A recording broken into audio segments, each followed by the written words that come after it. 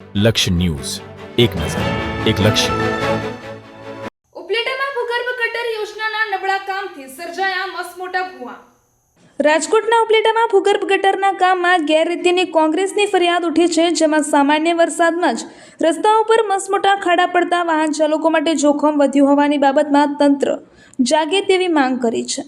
રાજકોટ જિલ્લાના કોંગ્રેસ સમિતિના ઉપપ્રમુખ કૃષ્ણકાંત ચોટાઈએ ઉપલેટા વિસ્તારમાં ચાલી રહેલી ભૂગર્ભ ગટર યોજનાની કામગીરી સામે ગંભીર આક્ષેપો કર્યા છે.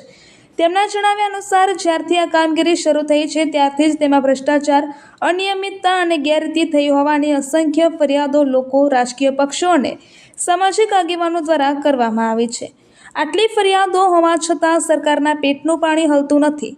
કામના સ્થળે કોઈ વ્યવસ્થિત એન્જિનિયર કે સુપરવાઇઝર હાજર રહેતા નથી, તેમજ સરકાર દ્વારા નિયમોના થર્ડ પાર્ટી એન્જિનિયર પણ ક્યાંય જોવા મળતા નથી, જેના કારણે કામગીરી અત્યંત નબળી થઈ રહી છે. તાજેતરમાં ઉપલેટામાં માત્ર 5 મિલીમીટર જેટલો સામાન્ય વરસાદ પડતા જ રસ્તાઓ પર મસમોટા ખાડા અને ભૂવા પડી ગયા છે.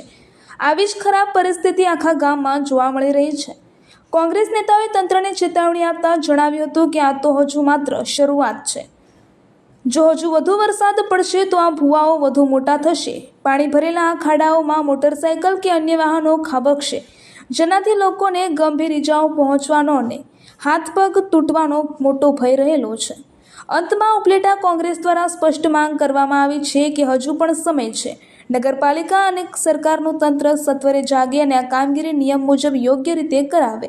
રિપોર્ટર અર્શીભાઈ આહિર, ઉપલેટા. કૃષ્ણકાંત ચોટાઈ, ઉપપ્રમુખ, રાજકોટ જિલ્લા કોંગ્રેસ સમિતિ. ઉપલેટા વિસ્તારમાં હાલમાં ભૂગર્ભ ગટર યોજનાની કામગીરી ચાલુ છે. આ કામગીરી જ્યારથી શરૂ થઈ ત્યારથી આ કામગીરીમાં ભ્રષ્ટાચાર, અનિયમિતતા અને ગેરરીતિ થતી હોવાની અસંખ્ય ફરિયાદો લોકો દ્વારા અને રાજકીય પક્ષો દ્વારા, સામાજિક આગેવાનો દ્વારા કરવામાં આવી છે. આમ છતાં સરકારના પેટનું પાણી હલતું નથી કે કોઈ પણ વ્યવસ્થિત એન્જિનિયર કે સુપરવાઇઝર કામ ઉપર રહેતા નથી અને જેમને કારણે આ કામગીરી નબળી થઈ છે. થર્ડ પાર્ટી એન્જિનિયરની સરકારે નિમણૂક કરી, આ થર્ડ પાર્ટી એન્જિનિયર પણ ક્યાંય જોવા મળતો નથી. તાજેતરમાં ઉપલેટામાં સામાન્ય વરસાદ થતાં જ મોટા મોટા ખાડાઓ અને ભૂવા પડ્યા છે, જે આપ તસવીરોમાં જોઈ શકો છો. આવી જ પરિસ્થિતિ ગામમાં ઠેર ઠેર સર્જાણી છે. હજી તો પાસેરમાં પ્રથમ પૂણીની જેમ ફક્ત 5 મિલીમીટર વરસાદ પણ ઉપલેટામાં પડ્યો નથી.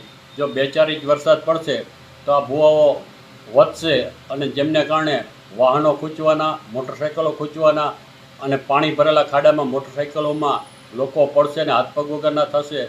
એમાં કોઈ મીનમેક વગરની વાત નથી. હજુ પણ સમય છે. નગરપાલિકાનું તંત્ર અને સરકારનું તંત્ર જાગે અને જે કામગીરી થઈ રહી છે એ નિયમ મુજબ કરાવે એવી ઉપલેટા કોંગ્રેસ દ્વારા હું માગણી કરું છું.